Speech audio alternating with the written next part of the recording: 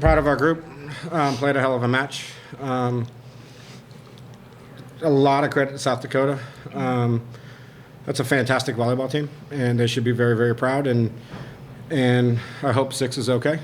She's one of the best attackers we've seen this year, and how South Dakota bounced back without her on the court and made it a 1-4, and damn sure made it interesting in 5. They should be very proud, and I wish her well, but proud of them and proud of those guys. Questions? I guess for any of the players, Evan, Glenn, Omaha, how do you guys come back when there's such an emotional swing like that? It's a serious injury on the other side. South Dakota's playing inspired. How do you guys lock back in? Sure. I feel like we just took a second. We were like, we hope that number 6 is okay, but right now our focus is winning this game, and afterwards we're going to pray for her and do whatever we need to help South Dakota out. Yeah, I'll add, I think just like we were like, hey, we just need to come together right now. Again, we really hope she's okay, but you know, we have something to do, we have a job to do, so we just tried to come together after the scary moment. Again, for the players, you guys were pretty quick to go over and offer to do a prayer with South Dakota. I mean, whose idea was that? What was sort of the talk on this on you guys' sideline just to go over? It was Kate and Annie Cook both asked me if they could do it. I knew that they were going to kick us off the court soon because we went 5 and then we're pushing the clock back. But I'm so happy that site director let us have that moment. And I was I was being interviewed at the same time, and they paused my interview to focus in on that. And I couldn't be proud of them. They wasn't me. Asking for that moment and asking to join that.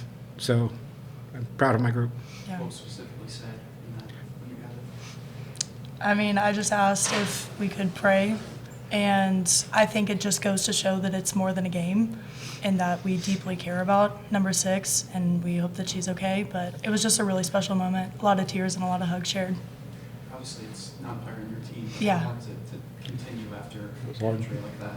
It's very difficult because, like Abby mentioned, we have a job to do, but at the same time, our minds and hearts are on number 6, but we came here to win a game.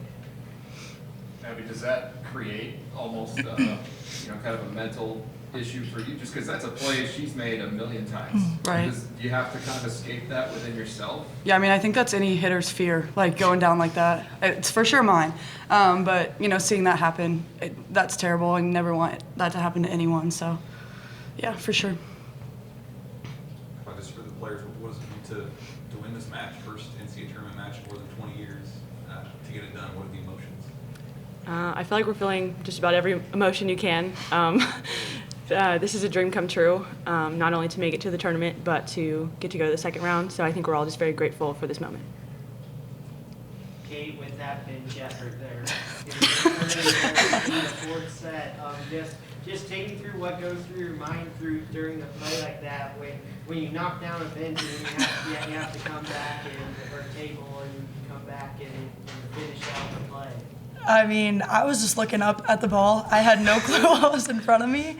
I just knew that I was going to do whatever it took to get the ball up, and I'm just really, really proud of my teammates for doing everything they could the rest of the play to win the point. And then, Coach, just getting USD out of system early, Yeah. what was working for you?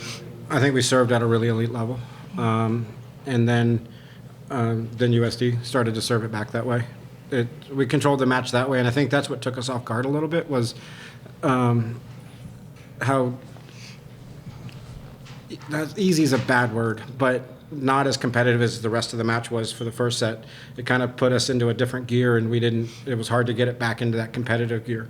That's why it's easier to come back after a loss than it is after a win, and they just kept putting the pressure back on us, and even through set 2, they brought a lot of pressure, and then 3, they came out like gangbusters and just made it what it was, and then 4, but we prevailed and proud of that. I guess, Coach, you guys seem like you were the road team in terms of the crowd. Yeah, seriously. Ain't that the truth? It's an understatement.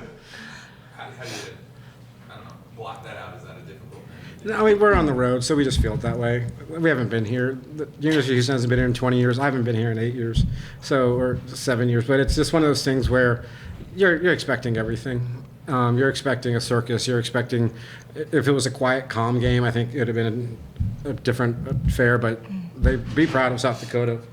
That the way they traveled, the way they supported their team. If we weren't so darn far away, it would have probably been different too. But it's kind of a jealous factor. But at the same time, be very proud. South Dakota represented themselves really, really well today. You mentioned it's the first time in a while that you're here. I mean, Yeah. You knew it was going to be an up and down emotional day, but did this sort of, is this one of the heavier days that you've ever experienced as head coach? No, because losing sucks worse. It's you've been on the other side of it where a lot of the emotions can swing, but I'm through that match. You just go through the narratives in your head, and if we didn't have that punch and push that we had today, I don't think we'd be ready for tomorrow.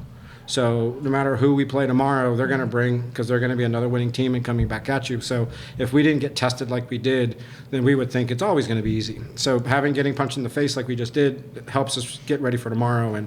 And there's no such thing as dark times when you win.